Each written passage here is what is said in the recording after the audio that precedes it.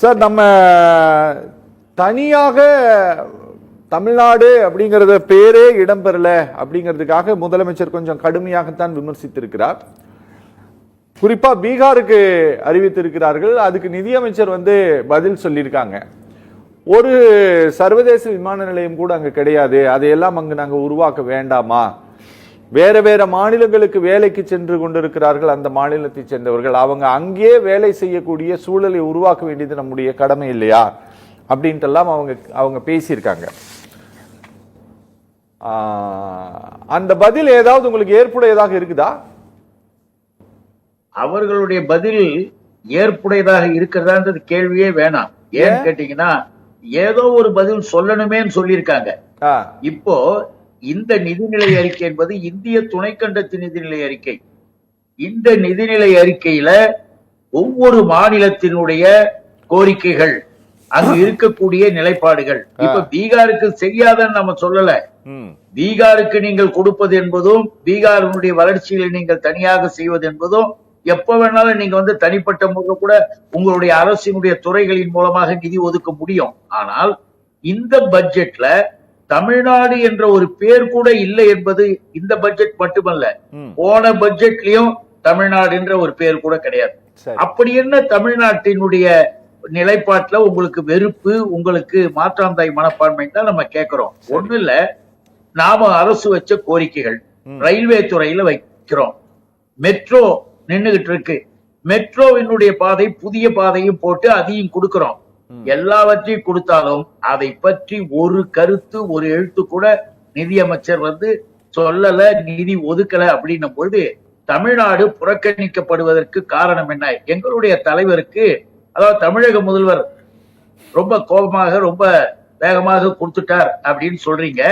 அவருடைய கண்டன இதுல கூட மிக தெளிவாகத்தான் அவர் குறிப்பிட்டிருக்கிறார். இவர்களுடைய பதில் என்பது ஏதோ ஒரு ஊசி மொழிகிற கதையாக இருக்கிறத தவிர தெளிவான பதிலாக இவர்கள் என்ன சொல்றாங்க? இப்ப நாம கேட்கிறோம், எல்லா வகையிலேயும் தமிழ்நாட்டை நீங்க இது பண்ணாலும் கூட ஒரு தமிழ்நாட்டிலிருந்து போன நிதியமைச்சர் இந்த நிர்மலா சீதாராமன், அவங்க தொல்லியல் துறை சம்பந்தமாக படிக்கிறாங்க. நல்லா நினைச்சு பாருங்க, பேஜ் 84 84வது பிரிவு, 84வது பிரிவில் தொல்பொருள் ஆராய்ச்சியை பற்றி நிர்மலா சீதாராமன் சொல்லும் போது உண்மையிலேயே என்ன சொல்லியிருக்கணும் தெரியுமா? நான் தமிழ்நாட்டிலிருந்து வந்திருக்கிறேன், எனக்கு ரொம்ப பெருமையாக இருக்கிறது என்று எதை சொல்லணும்?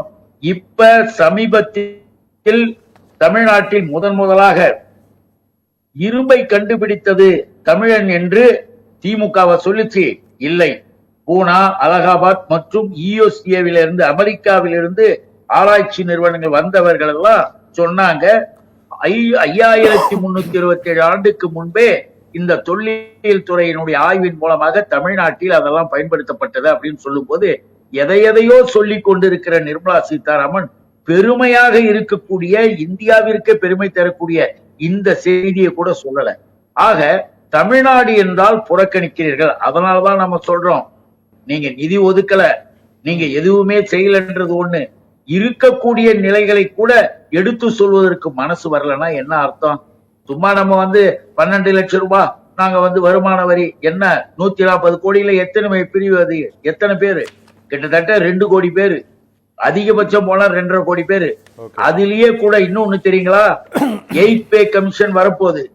8 பே கமிஷன் வந்தா இப்ப 1 லட்சம் ரூபாய் வாங்குறவங்க 1.25 லட்சம் வாங்கினாங்கன்னா எல்லாம் போயிட போகுது.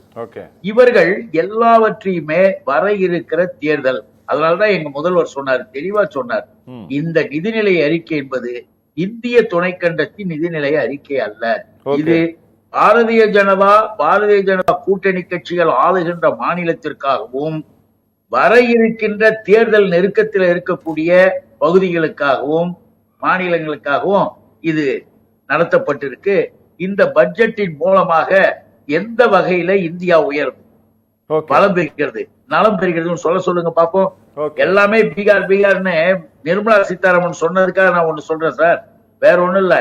இவங்க தேசிய உணவு தொழில்நுட்ப மேலாண்மை நிறுவனத்தையும் ஒண்ணு பீகார்ல அமைக்கிறாங்களாம். தாமரை விதை பாத்தீங்களா, ரொம்ப பெரிய இது, எங்கேயுமே இல்ல.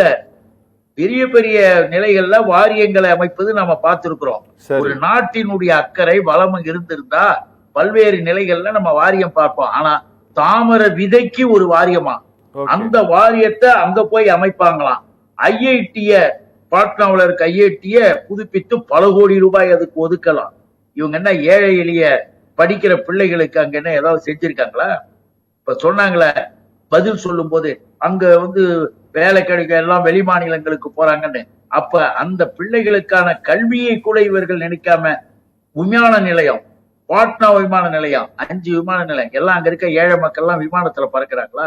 எல்லாமே டூப்பு, எல்லாமே ஹம்பக்கு. இன்னும் கூட சொல்லணும்னா அதானி அண்ட் அம்பானி போன்ற கார்பரேட் கம்பெனிகளுக்காக எல்ஐசி இன்சூரன்ஸ், எல்ஐசி என்பது எத்தனை நூறாண்டு காலம் பெருமை வாய்ந்த ஒரு அந்த காப்பீட்டு நிறுவனத்தை கொஞ்சம் கொஞ்சமாக அழிச்சு அயல்நாட்டு காப்பீட்டு இன்சூரன்ஸ் நிறுவனங்களுக்கு 100% அனுமதி கொடுத்திருக்கீங்களே, அது என்ன நியாயம்? இதுக்காக இதெல்லாம் சொல்றோம்னா தமிழ்நாட்டையும் பார்க்கல, தமிழ்நாட்டில் மட்டும் இல்ல ஏழை எளிய இந்திய மக்களை உத்தமர் காந்தியடிகள் பெயரில் இருக்கிற வேலை வாய்ப்பு, இந்த கிராமப்புற வேலை வாய்ப்பு இருக்க அந்த வேலை வாய்ப்பு திட்டத்துக்கு ₹1 கூட ஒதுக்கல.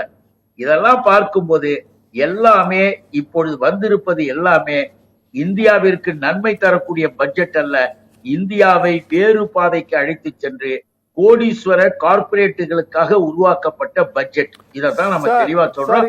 தமிழ்நாடு ஒரே ஒரு திருத்தம் நீங்க சொன்னீங்க, மகாத்மா காந்தி பேர்ல இருக்கக்கூடிய திட்டத்துக்கு நிதி ஒதுக்கலன்ட்டு. இல்ல, நிதி ஒதுக்கப்பட்டிருக்க 86,000 கோடி ஒதுக்கி இருக்காங்களே. அதுக்கு என்ன தெரியுங்களா? ஏன் அது நான் சொல்றேன் தெரியுமா?